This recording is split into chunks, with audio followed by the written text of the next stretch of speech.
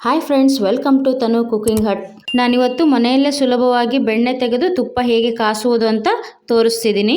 ಸುಮಾರು 1 kg ಬೆಣ್ಣೆ ತೆಗೆಯೋದಕ್ಕೆ 15ರಿಂದ 20 ದಿನ ಕೆನೆಯನ್ನು ಕೂಡಿಡಬೇಕು.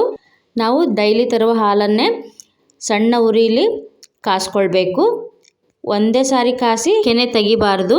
ನಾವು ದಿನಕ್ಕೆ 2 ಬಾರಿ ಆದರೂ ಹಾಲು ಕಾಯಿಸ್ತೀವಲ್ಲ, ಲೋ ಫ್ಲೇಮಲ್ಲಿನೇ ಹಾಲು ಕಾಯಿಸಿದಾಗ ಕೆನೆ ಗಟ್ಟಿಯಾಗಿ ಬರುತ್ತೆ.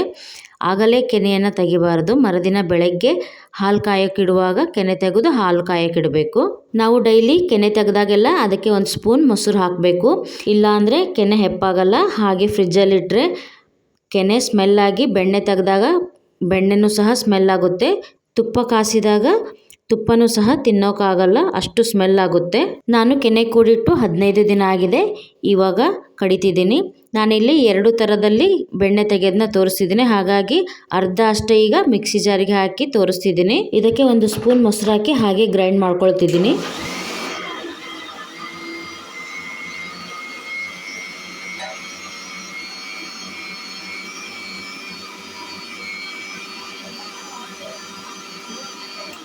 ಮೊದಲು ಹಾಗೆ ಗ್ರೈಂಡ್ ಮಾಡ್ಕೋಬೇಕು. ಈಗ ಇದು ಕ್ರೀಮಿ ಥರ ಆಗಿರುತ್ತೆ.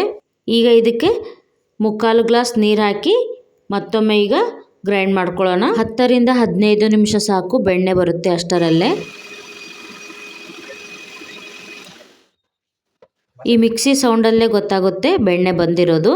ನೋಡಿ ಎಷ್ಟು ಚೆನ್ನಾಗಿ ಉಂಡೆಯಾಗಿ ಬೆಣ್ಣೆ ಬಂದಿದೆ. ಮಿಕ್ಸಿ ಜಾರ್ನಲ್ಲಿ ಬೆಣ್ಣೆ ತೆಗೆದಾಗ ಉಂಡೆಯಾಗಿ ಬರಲ್ಲ, ಕ್ರೀಮ್ ತರ ಆಗುತ್ತೆ ಅಂತಾರೆ. ನೋಡಿ ಎಷ್ಟು ಉಂಡೆಯಾಗಿ ಬಂದಿದೆ. ಈಗ ಬೆಣ್ಣೆನ ಒಂದು ಪಾತ್ರೆಗೆ ಹಾಕಿ ಮಜ್ಜಿಗೆಯಿಂದ ಬೆಣ್ಣೆನ ಸಪ್ರೇಟ್ ಮಾಡ್ಕೋಬೇಕು. ಮಿಕ್ಸಿ ಜಾರ್ಗೆ ಇನ್ನು ಬೆಣ್ಣೆ ಹತ್ತಿದೆ ಅಂದ್ರೆ 1 ಬಾರಿ ನೀರು ಹಾಕಿ ಗ್ರೈಂಡ್ ಮಾಡಿ ಹಾಕಿದ್ರೆ ಅದು ಸಹ ಬರುತ್ತೆ. ಈಗ ಸ್ವಲ್ಪ ಕೈಗೆ ನೀರು ಅದ್ಕೊಂಡು ಬೆಣ್ಣೆನ ಮಜ್ಜಿಗೆಯಿಂದ ಸಪ್ರೇಟ್ ಮಾಡೋಣ. ನೋಡಿ ಸುಮಾರು ಅರ್ಧ kg ಬೆಣ್ಣೆ ಬಂದಿದೆ. ಎಷ್ಟು ಗಟ್ಟಿಯಾಗಿ ಬೆಣ್ಣೆ ಬಂದಿದೆ. ಈಗ ಇದನ್ನು ಒಂದು ಪಾತ್ರೆಗೆ ಹಾಕೊಳ್ಳೋಣ. ಹೀಗೆ ಎಲ್ಲಾನು ಸಪ್ರೇಟ್ ಮಾಡ್ಕೊಳ್ಳೋಣ. ನಮ್ಮ ಮನೆಯಲ್ಲಿ ಡೈಲಿ 1.5 ಲೀಟ್ರ್ ಆಕಳ ಹಾಲನ್ನೇ ತರೋದು. ಅದರಿಂದ ಈಗ 15 ದಿನಕ್ಕೆ ಇಷ್ಟು 1 kg ಬೆಣ್ಣೆ ಬಂದಿದೆ. ಅರ್ಧ ಕೆನೆಯಲ್ಲಿ ಈಗ ಅರ್ಧ kg ಬೆಣ್ಣೆ ಬಂದಿದೆ. ಇನ್ನರ್ಧದಲ್ಲಿ ಅರ್ಧ kg ಬರುತ್ತೆ. ಒಟ್ಟು 1 kg 15ರಿಂದ 20 ದಿನಕ್ಕೆ ಕೆನೆ ಕೂಡಿಟ್ಟರೆ ಬೆಣ್ಣೆ ಬರುತ್ತೆ. ನಾನು ಸುಮಾರು 8 ವರ್ಷಗಳಿಂದಲೇ ಮನೆಯಲ್ಲೇ ಬೆಣ್ಣೆ ತೆಗಿತಿರೋದು, ಹೊರಗಡೆಯಿಂದ ತರಿಸೋದಿಲ್ಲ. ಕೆಲವರಿಗೆ ಕೆನೆ ತಿನ್ನಲು ಇಷ್ಟ ಇರುವುದಿಲ್ಲ. ಹೀಗೆ ಕೆನೆ ಕೂಡಿಟ್ಟು ಬೆಣ್ಣೆ ತೆಗೆದ್ರೆ ಕೆನೆನೂ ವೇಸ್ಟ್ ಆಗೋಲ್ಲ. ನೋಡಿ ಈಗ ಬೆಣ್ಣೆ ಸಪ್ರೇಟ್ ಮಾಡಾಗಿದೆ. ಈ ಮಜ್ಜಿಗೆ ಚೆನ್ನಾಗಿದ್ರೆ ಮಜ್ಜಿಗೆ ಸಾರು ಸಹ ಮಾಡ್ಕೋಬಹುದು. ಒಂದೊಂದು ಸಾರಿ ಕಹಿಯಾಗಿ ಬರುತ್ತೆ ಮಜ್ಜಿಗೆ. ಆಗ ಆ ಮಜ್ಜಿಗೆನ ಚೆಲ್ಲಬೇಡಿ. ಯಾವುದಾದ್ರೂ ಗಿಡಗಳನ್ನು ಹಾಕ್ಕೊಂಡಿದ್ರೆ ಆ ಗಿಡಕ್ಕೆ ಸುರಿರಿ. ಗಿಡಗಳು ಚೆನ್ನಾಗಿ ಬೆಳೆಯುತ್ತೆ. ನಾನು ಸಹ ಹೀಗೆ ಮಾಡೋದು. ಈಗ ನೀರು ಹಾಕಿ ಬೆಣ್ಣೆನ ಚೆನ್ನಾಗಿ ತೊಳ್ಕೊಬೇಕು. ಅದರಲ್ಲಿರೋ ಮಜ್ಜಿಗೆ ಮತ್ತು ಮಜ್ಜಿಗೆ ಹುಳಿ ಎಲ್ಲ ಹೋಗುತ್ತೆ.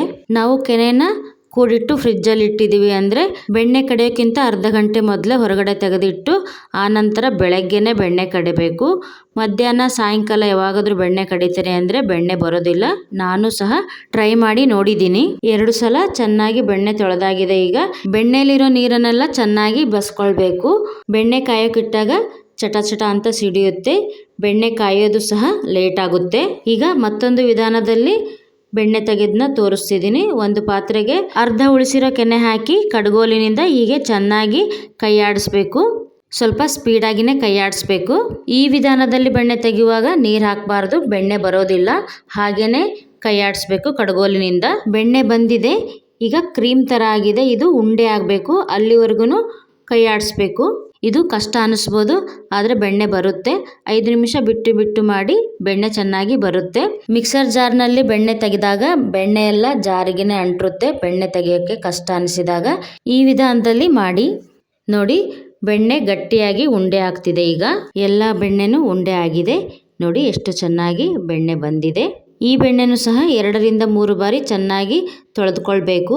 ಈ ಥರ ತೆಗೆದಾಗ ಕೆನೆ ಎಲ್ಲ ಹಾಗೆ ಇರುತ್ತೆ. ನೀರು ಹಾಕಿ ಚೆನ್ನಾಗಿ ತೊಳೆದಾಗ ಅದು ತೇಲಿ ಹೋಗುತ್ತೆ. ಫ್ರೆಂಡ್ಸ್, ಬೆಣ್ಣೆ ಏನು ಅರ್ಧ ಗಂಟೆಯಲ್ಲಿ ಕಡ್ದು ಬಿಡ್ತೀವಿ, ಆದರೆ ಇದರ ಹಿಂದೆ 15ರಿಂದ 20 ದಿನಗಳ ಶ್ರಮ ಇರುತ್ತೆ. ಕೆನೆ ಕೂಡಿಟ್ಟು ಇದರಲ್ಲಿ ನಾವು ತಿಳ್ಕೋಬೇಕು, ಯಾವುದೇ ಆಗಲಿ ಏನೇ ಆಗಲಿ ಶ್ರಮ ಇಲ್ಲದೆ ಏನೂ ಸಿಗೋದಿಲ್ಲ ಅಂತ. ಈಗ ಮಜ್ಜಿಗೆ ನೀರಿಂದ ಬೆಣ್ಣೆನ ಸಪ್ರೇಟಾಗಿ ಮಾಡೋಣ. ನೋಡಿ ಇದು ಸಹ ಎಷ್ಟು ಗಟ್ಟಿಯಾಗಿ ಬೆಣ್ಣೆ ಬಂದಿದೆ. ಎಲ್ಲ ಬೆಣ್ಣೆನೂ ತೆಗೆದು ಒಂದು ಪಾತ್ರೆಗೆ ಹಾಕೊಳ್ತಿದ್ದೀನಿ.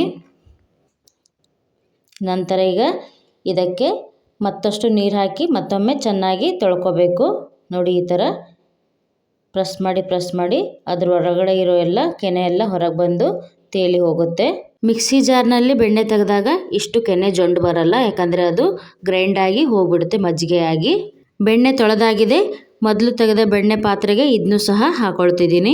ಬೆಣ್ಣೆ ಕಾಯಲು ಇಡೋಣ. ಈಗ ಗ್ಯಾಸ್ ಆನ್ ಮಾಡಿ ಬೆಣ್ಣೆ ಪಾತ್ರೆ ಇಡಿ. ಲೋ ಫ್ಲೇಮಲ್ಲೇನೆ ಬೆಣ್ಣೆ ಕಾಸ್ಕೋಬೇಕು, ಆಗಲೇ ತುಪ್ಪ ಮರಳಾಗಿ ಬರೋದು. ಅರ್ಧ ಬೆಣ್ಣೆ ಕರಗಿದೆ. ನೋಡಿ ಈಗ ಎಲ್ಲ ಬೆಣ್ಣೆನೂ ಕರಗಾಗಿದೆ. ಈಗ ಬೆಣ್ಣೆ ಕುದಿಬೇಕು. ಈಗ ತುಪ್ಪ ಆಗೋಕೆ ಲೋ ಫ್ಲೇಮಲ್ಲೇ ಇಟ್ಕೋಬೇಕು. ಈ ಟೈಮಲ್ಲಿ ಬೆಣ್ಣೆ ಉಕ್ಕುತ್ತೆ. ನೋಡಿ ಈ ಥರ ಚೆನ್ನಾಗಿ ಕುದಿಬೇಕು. ಬೆಣ್ಣೆ ಕಾದು ತುಪ್ಪ ಆಗೋಕೆ 3/4 ಗಂಟೆನಾದರೂ ಬೇಕು. ತುಪ್ಪ ಯೆಲ್ಲೋ ಕಲರ್ ಆದ ತಕ್ಷಣ ತೆಗಿಬೇಡಿ, ಗೋಲ್ಡನ್ ಬ್ರೌನ್ ಕಲರ್ ಆಗುವವರೆಗೂ ವೇಟ್ ಮಾಡಬೇಕು. ಆಗಲೇ ತುಪ್ಪ ಮರಳಾಗಿ ಬರೋದು. ನೋಡಿ ಈಗ ಕುದ್ದು ಕಲರ್ ಬರ್ತಾ ಇದೆ. ಈಗ ಕಂಪ್ಲೀಟಾಗಿ ತುಪ್ಪ ಕಾಸಾಗಿದೆ.